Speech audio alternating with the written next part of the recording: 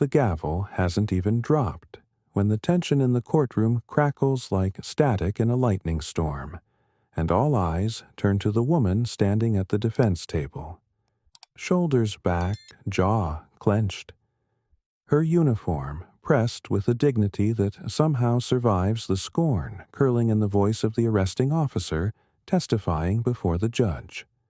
A lean man in his 40s named Officer Jared Miles, whose disdain cuts through the silence like a blade as he sneers. This woman, Tanisha Ward, was belligerent, uncooperative, and refused to show proper ID during a routine stop. His gaze sliding over her like she's less than human, and the moment drips with condescension, a poison that infects even the court stenographer's wary glance. And yet Tanisha doesn't flinch. Not when Jared refers to her as aggressive.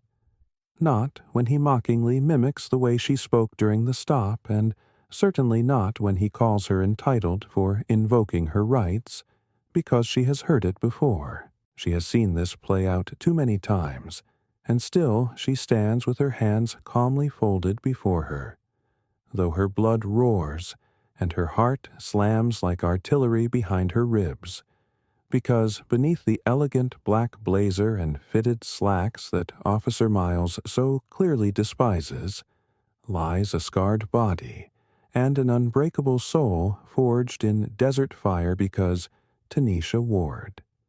Age 38, height 5'11", skin the color of burnished mahogany, with short-cropped hair tight to her scalp and piercing steel-gray eyes that seem to measure everything and miss nothing, served 12 years as a combat medic in the U.S. Army deployed in Afghanistan and Iraq, stitched together soldiers screaming under enemy fire. Dragged men twice her size to safety, while the bullets screamed overhead, and later earned the Bronze Star for saving an entire convoy ambushed outside Jalalabad, when their lieutenant froze and she, bleeding, concussed, took command and called in precise air support that turned the tide of the firefight. But none of that matters now to Officer Jared Miles, who only sees a tall black woman with defiance in her spine and fire in her gaze. And when the judge, a weary man named Harold Givens with deep creases around his eyes from years of watching the slow erosion of justice, asks her to respond to the charges of obstruction and resisting arrest.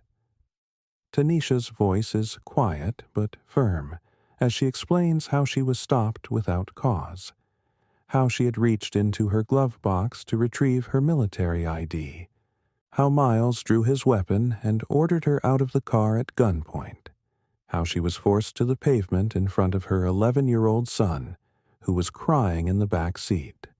How she said, "I'm a veteran, sir," and how he answered, "I don't care if you're the damn president," before tightening the cuffs until her wrists went numb, and how even in the station she had calmly repeated, "You're making a mistake," to which he responded, "I'm making an example," and her voice never once quivers as she relives this.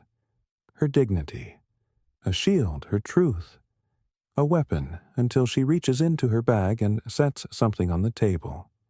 Her service medals neatly arranged beside a laminated commendation letter signed by General Lloyd Austin himself.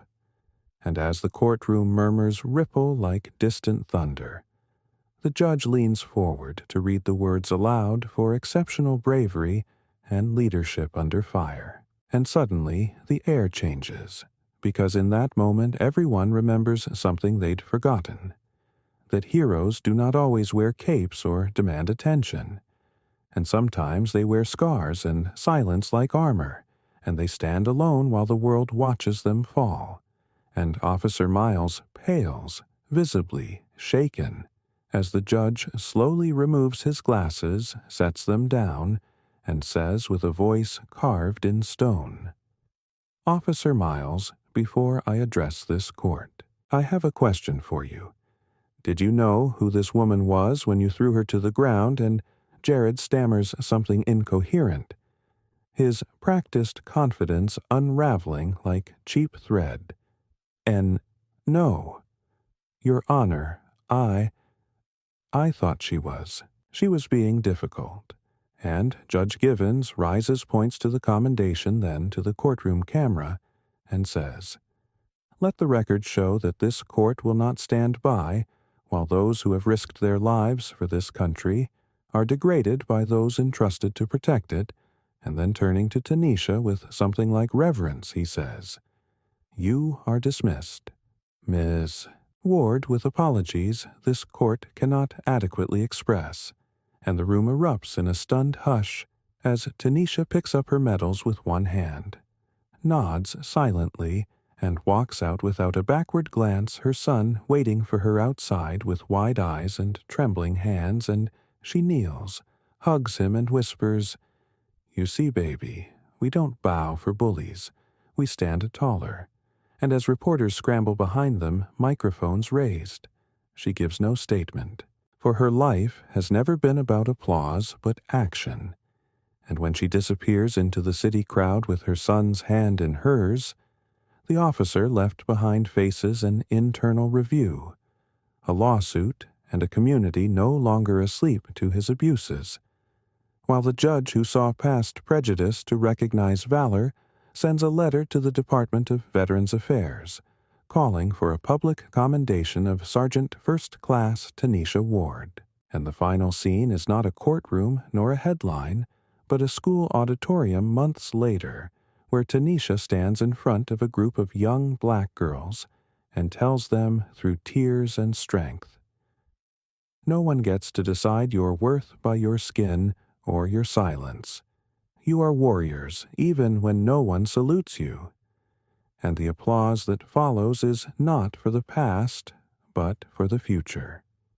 She has lit with the truth, because in a country still blind too often to its own defenders, it is the unseen heroes who rise again and again, not for glory, but for justice. Months have passed since the gavel fell, but the ripple of that courtroom confrontation has not died.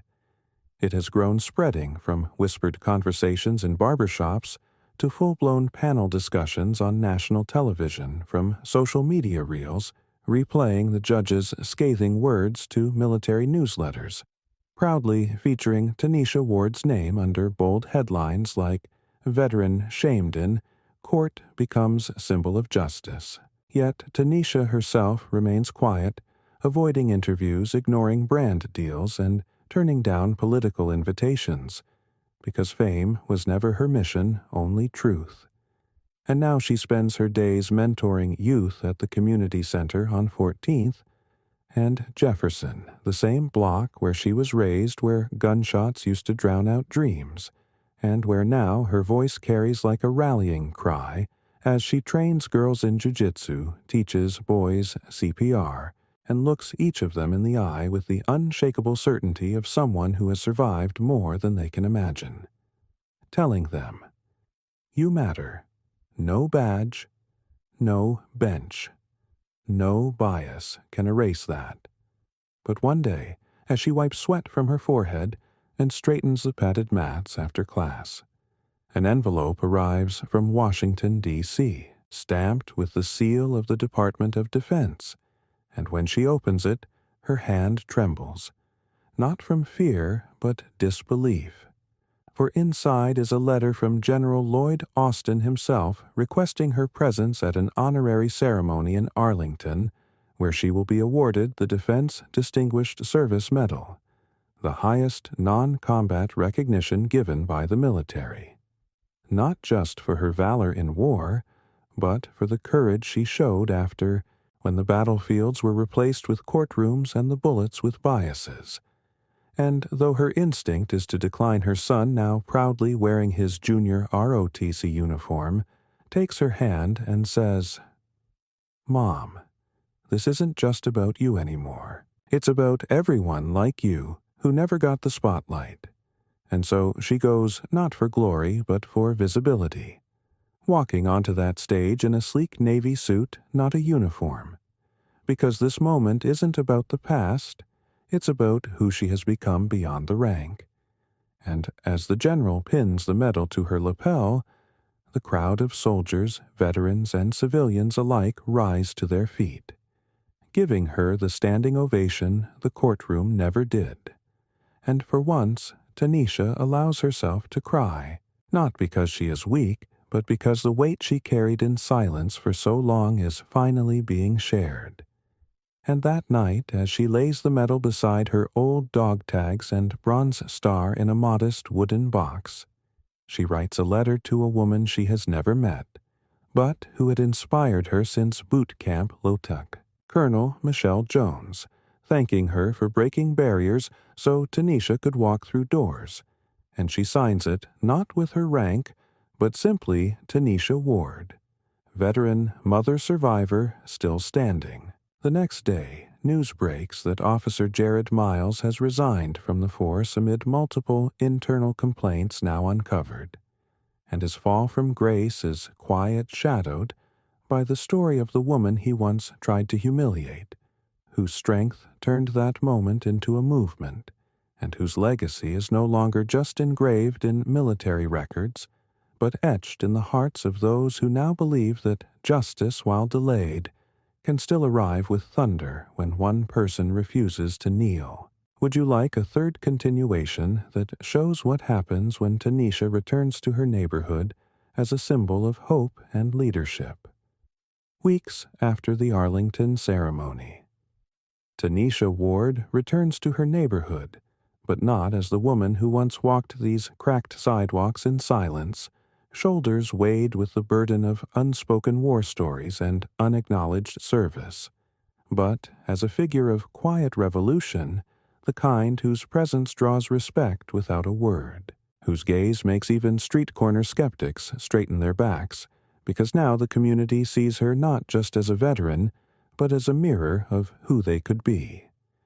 And so, when the local city council asks her to speak at the reopening of the Jefferson Youth Center, a facility once shuttered for lack of funding, and now revived by grants sparked in part by her viral testimony, Tanisha stands beneath the banner beside kids who now wear her name on their backpacks and says, "We don't need to leave our streets to find honor. We build it right here together." And the applause that follows is not ceremonial, it's personal, echoing off the bricks like a promise.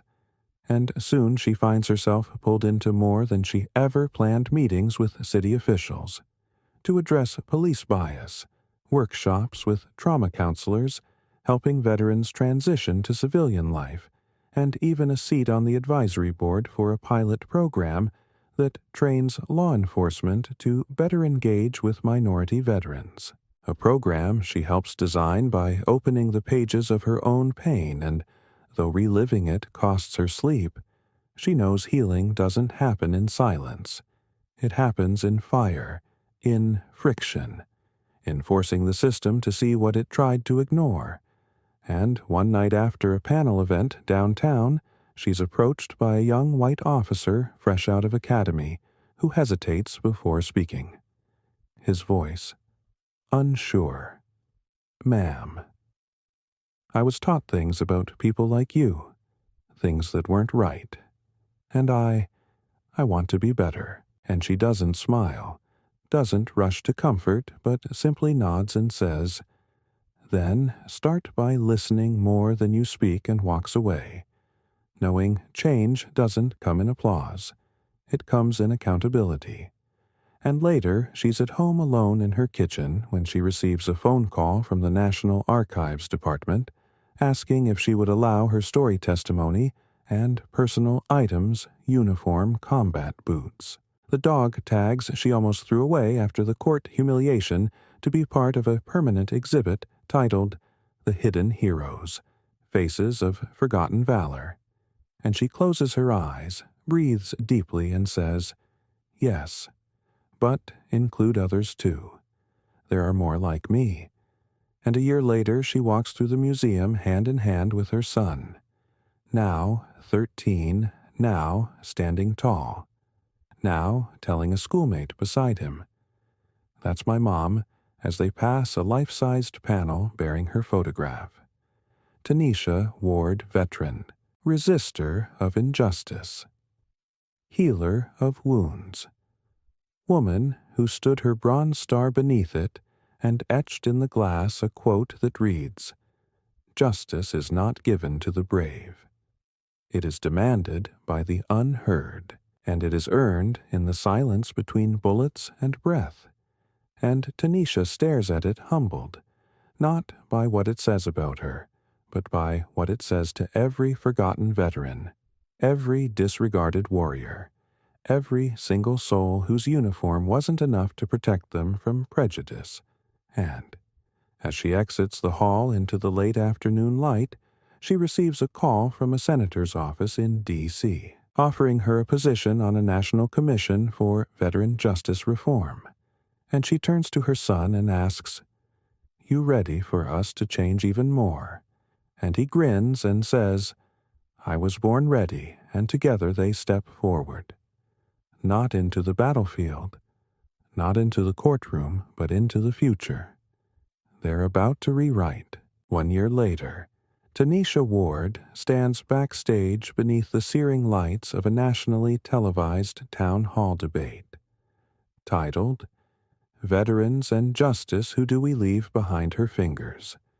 Resting lightly on the edge of the podium, marked with the presidential seal, not as a politician, but as the keynote voice chosen by bipartisan request after months of rising influence, grassroots advocacy, and an undeniable moral presence that neither side of the aisle could ignore anymore. And though the crowd beyond the curtain buzzes with cameras, reporters, and policymakers, her focus is not on performance.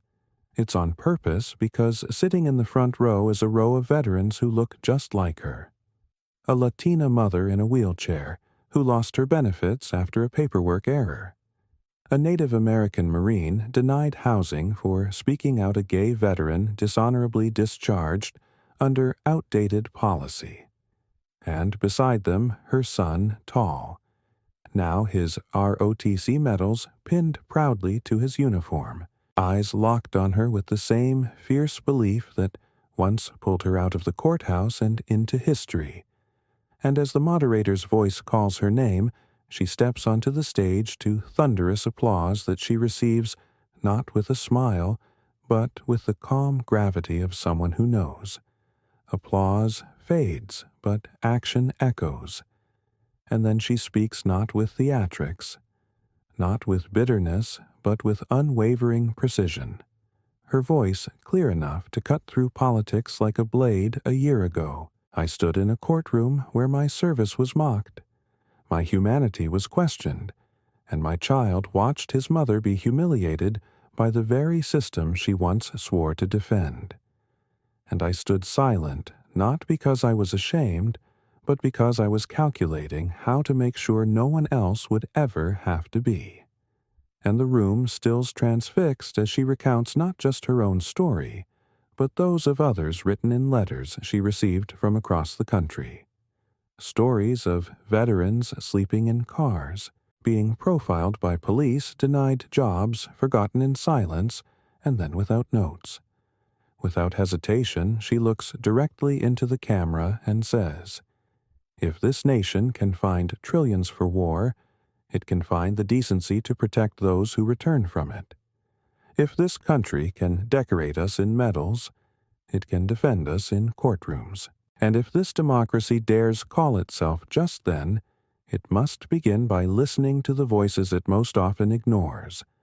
And for a long moment there is only silence, thick and electric, before a standing ovation erupts, not orchestrated, not polite but visceral. And afterward, when the cameras stop rolling and the senators come forward to shake her hand, one of them, a grizzled Republican from Texas, says with awe, "Ms. Ward, you just ended the debate," and she answers, "No, sir, I just started the reckoning." And by month's end, new legislation known as the Ward Veteran Dignity Act is introduced, mandating national veteran advocacy liaisons in courtrooms. automatic review of veteran arrests involving use of force, and an independent oversight board made up of former service members, including Tanisha herself, now appointed by unanimous vote. Not for her fame, but for her fire, her fairness, her refusal to let America forget those who built it with blood and sacrifice. And as the bill passes with overwhelming support, and her name is etched not into marble but into law, Tanisha Ward walks out of Congress not with a motorcade or media frenzy, but with her son beside her and a new letter in her hand this time, from the White House inviting her to help shape national policy for veteran integration and racial equity in law enforcement. And she looks down at it, exhales, then turns to her boy and says, "Let's finish what we started." And together they disappear into the Capitol sunset, one footstep at a time. Rewriting history not with fury, but with unstoppable grace. Months after the Ward Veteran Dignity Act becomes law, a quiet storm begins to brew. Not on Capitol Hill, but in the living rooms, courtrooms, and precincts across America, where Tanisha Ward's name now carries weight that bends policy and shifts culture. And yet she remains grounded, rejecting book deals, political parties, and corporate endorsements, because for her this isn't about rising, it's about lifting. And so, when she returns to Jefferson Street for what was supposed to be a short visit to check on the youth center, she finds herself pulled into something far more urgent. A group of young veterans, mostly women of color, sitting outside the gates of a local courthouse holding signs that read, "Still fighting," "Discharged," "Not disregarded," and "Don't salute us," and "Silence us." And the moment she sees them, eyes hardened, voices tired. She knows the battle isn't over, only evolving, because one of them, a former Navy aviation technician named Brielle, tells her through clenched teeth. "They denied me disability again, said PTSD isn't real.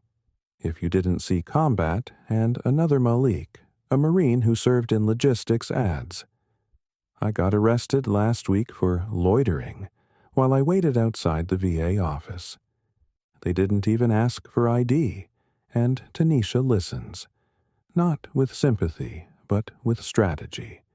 Her fingers already texting, calling, coordinating, and within 48 hours, she mobilizes a coalition of veteran advocates, civil rights attorneys, trauma counselors, and even members of Congress, transforming what was once a small protest into a national summit called Operation Second Salute, hosted not in Washington, but right there on Jefferson Street where it all began.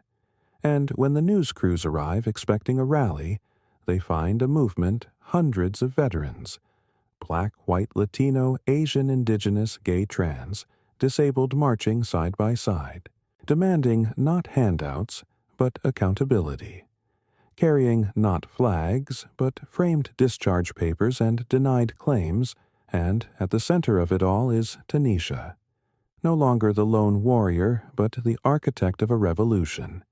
And she takes the mic not to speak of her past, but to issue a challenge. America doesn't owe us pity. It owes us parity, dignity, truth, and if we have to hold court in the streets, we will.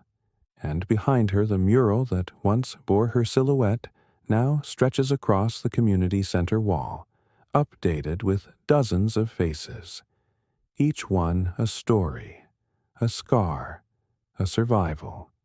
And when the sun sets, Tanisha sits alone for a moment on the same courthouse steps where she once stood humiliated, now surrounded by candles, photos, and folded flags left by strangers who whisper, "Thank you," as they pass, and her son, now a high school senior with early acceptance into West Point, joins her, wrapping an arm around her shoulder and saying, "They'll write about you in the textbooks one day," to which she replies with a soft, almost bittersweet smile. Not if I write them first, and they laugh, but they both know she means it. And that night, in a quiet corner of her modest home, Tanisha opens her laptop and begins typing the first words of a national curriculum draft titled The Cost of Valor Understanding. Veterans beyond the uniform, to be taught in schools nationwide, under a pilot program she's personally spearheading with the Department of Education because policy is only the beginning. Culture must follow. And as she types through the night, her bronze star catches a flicker of moonlight beside the candle. She always keeps burning for the fallen, the forgotten, and the rising, and in that light Tanisha Ward is no longer just a veteran or a survivor or even a reformer. She is a monument in motion, a living testimony that when justice is slow, unrelenting truth will move mountains one step at a time. 1 year later, Tanisha Ward stands before a very different audience, one not bound by a single flag or political party, but by a shared history of sacrifice and silence. Because today she speaks not in courtrooms or community centers, but at the United Nations General Assembly in New York City, where her voice echoes not just for herself, not just for America's forgotten veterans, but for the countless men and women around the globe whose service is discarded the moment they hang up their uniforms, and as the translator's voice repeats her words in half a dozen languages, Tanisha doesn't flinch, doesn't soften, doesn't waver, because her truth is universal. When a soldier becomes invisible after war, it is not a personal tragedy. It is a failure of government, of society, of humanity. And behind her, on a massive screen, flicker the faces of global veterans who've written to her over the last 2 years. Congolese child soldiers turned youth leaders, Ukrainian medics rebuilding trauma clinics, Syrian fighters now raising children in refugee tents, and as each photo fades into the next, the entire assembly hall delegates, heads of state ambassadors falls into a rare, almost sacred silence. And then a standing ovation breaks not out of protocol, but out of sheer respect. And after the speech, the Secretary General walks up and says, "You've changed the conversation." And 2 days later, Tanisha Ward is officially nominated for the Nobel Peace Prize by a coalition of 5 countries. Not for ending a war, but for igniting a global reckoning on how we treat those who fought them. And when the news breaks, it's her son who finds out first. Now a first-year cadet at West Point, and he calls her voice choked with pride. "They're saying your name in history class, Mom," and she laughs softly. "Don't believe everything you hear, baby." But even she knows something monumental has shifted.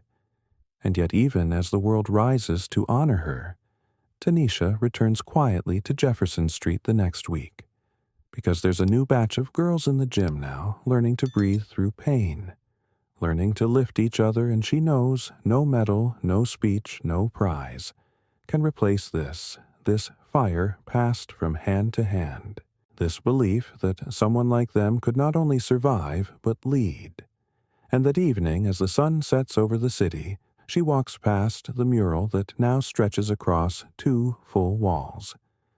Her face at the center surrounded by a ring of other heroes, and notices a new name has been added in spray paint below her portrait. Tanisha Ward. The general without a war. The peace without a permission.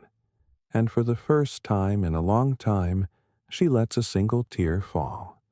Not from grief, not from pain, but from the overwhelming truth that she, a black woman once humiliated in a courtroom, now carries the kind of legacy that outlives both injustice and fear. And as the sky darkens above her, a journalist asks if she'll attend the Nobel ceremony in Oslo, and she smiles faintly. "Only if they let me bring my girls, and the world for once makes room." 3 months later, Oslo is covered in soft white snow as Tanisha Ward steps off the jet, her long navy blue coat sweeping behind her like a battle flag caught in wind. And though the world's cameras flash with blinding intensity, she doesn't flinch, not out of arrogance, but because she knows how to walk through fire without blinking. And today she's not alone behind her. Walks her son in full cadet uniform, shoulders squared with pride. Beside her are 6 young women from the Jefferson Youth Center, each dressed in winter coats paid for by community donations. Their eyes wide with disbelief because they've never seen a palace before, never left the country before, and yet here they are treated not as guests but as witnesses to history.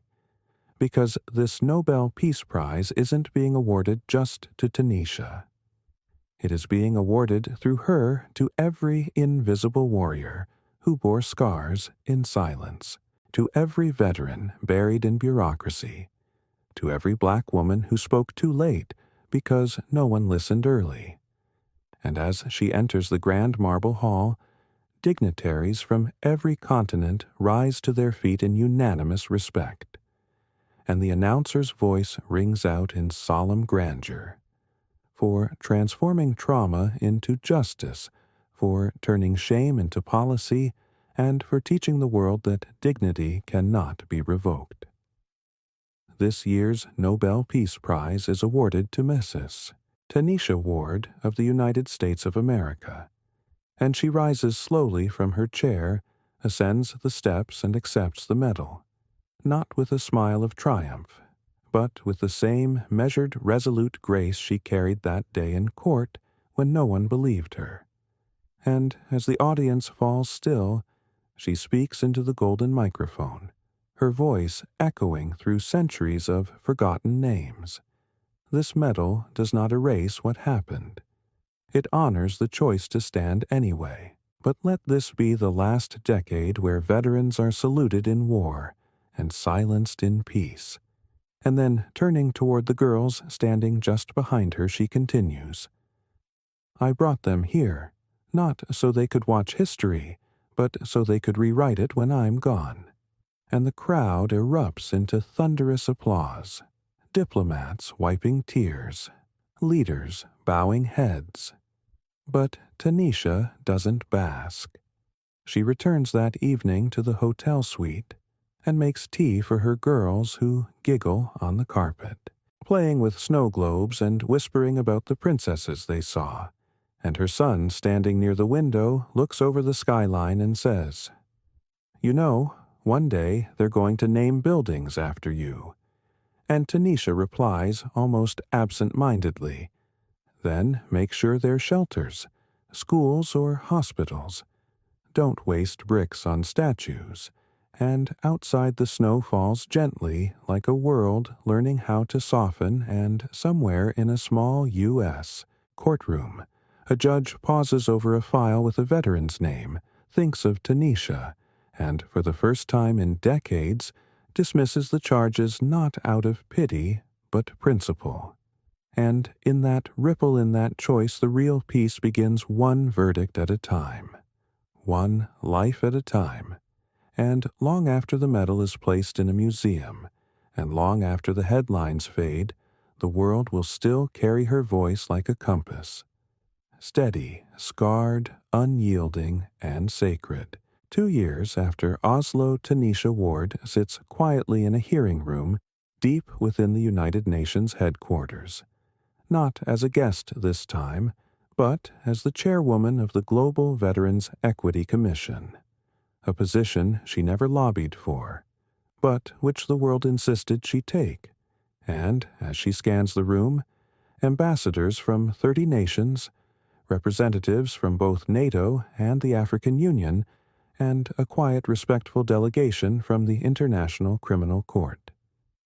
She feels the weight not of fame, but of responsibility, because today they are voting on a global resolution. She authored Resolution 41B, the protection and reintegration of disenfranchised veterans. a document forged from years of injustice, written with the blood and breath of people the world forgot. And she knows if it passes, no country will be able to criminalize its former soldiers without oversight.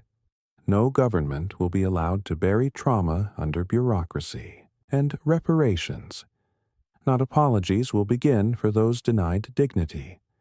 And as the clerk calls the roll, one by one green lights begin to illuminate on the massive voting screen. Yes, yes, yes, from countries that once stood on opposite ends of the battlefield, now unified by something deeper than politics humanity. And when the final vote is cast and the resolution passes unanimously, Tanisha doesn't cheer, doesn't cry. She simply exhales, a deep, quiet release from years of war-shame courtrooms, cameras, and hard-won change, and, in the private hallway afterward, an elderly South Korean diplomat takes her hand and says softly, "We've waited a century for someone like you," and she simply replies, "Then let's not make the next generation wait again." And that evening, as she walks through the halls of the UN Museum, now showcasing a permanent exhibit called The Cost of Silence: Stories of the Unseen Soldier, a collection she helped curate filled with uniforms letters, denied benefit forms, photos of court hearings, and even the original courtroom sketch of her own trial. She stops at the final display, a cracked set of dog tags beneath a quote etched in glass. True peace begins where dignity is returned, and she stands there for a long while, hands clasped behind her back until she's joined by a woman in a U.S.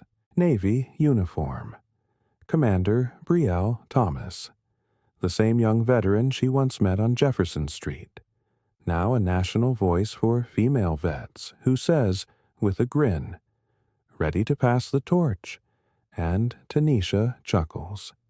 "Not yet.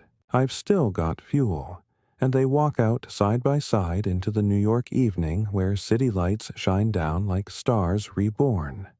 And across the globe, from Chicago to Kigali, from Baghdad to Bogota, local governments begin rewriting policies, launching truth commissions, building reintegration centers, all because one woman once humiliated in a courtroom refused to stay silent.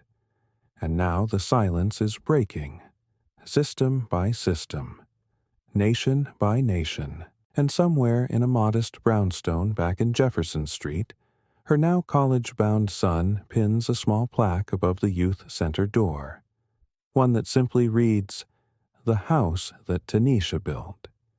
And every child who walks through that door carries not just a backpack or broken dream, but a legacy born from fire, and a future shaped by a warrior who never asked for power.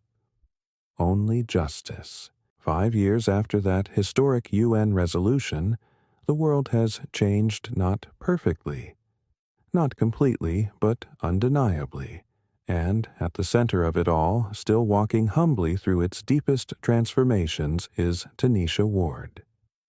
Now, 45, with streaks of silver threading through her close-cropped hair, and a calmness in her gaze that only those who've fought long, hard battles ever truly wear. She no longer speaks on panels or leads marches. She mentors quietly from a small office inside the now renamed Ward Center for Justice and Transition, a facility that didn't just rise from Jefferson Street. It became a global model replicated in 12 countries, offering legal aid trauma therapy, job training, and dignity restoration for veterans failed by their nations. Her daily schedule is no longer filled with press. She turned down a memoir deal, a political seat, and even a film adaptation, but filled instead with one-on-one meetings with those whose names may never trend, but whose stories need to be told.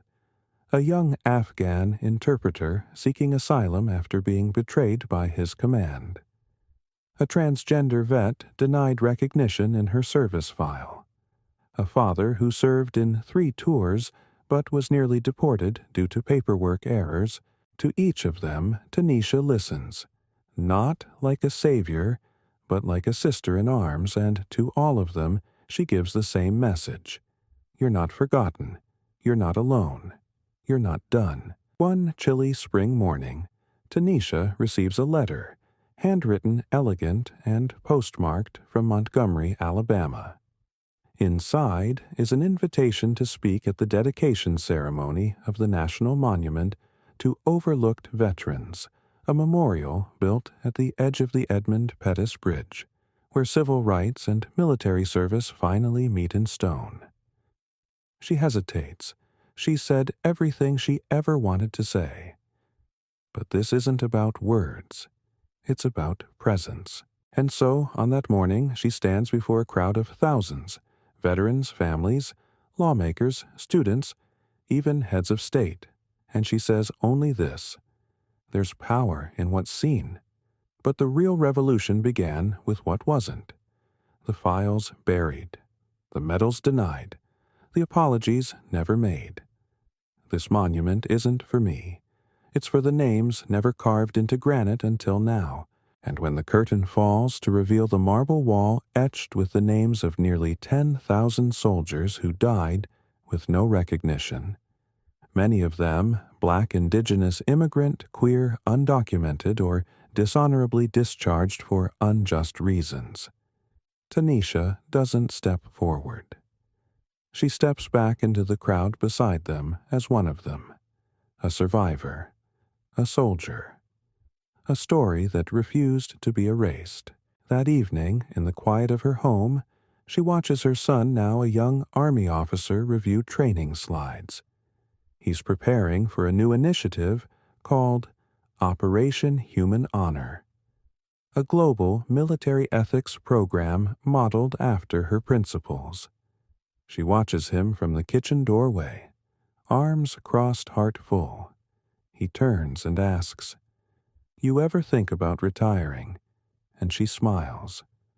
From what living? Later, when the lights are low and the streets are quiet, and the medals remain tucked away in a shoebox, rather than mounted on the wall, she writes one last letter. Not to a senator or a journalist, or even a movement, but to herself. Just one sentence. You didn't just survive the war, you made peace with the world that caused it. And she folds it, places it in the box with the dog tags, and sleeps, knowing that while her name may someday fade, the justice she forged never will, because she didn't build a legacy. She built a world. 10 years have passed since that spring morning in Montgomery, and the world now speaks Tanisha Ward's name, not with awe, but with belonging.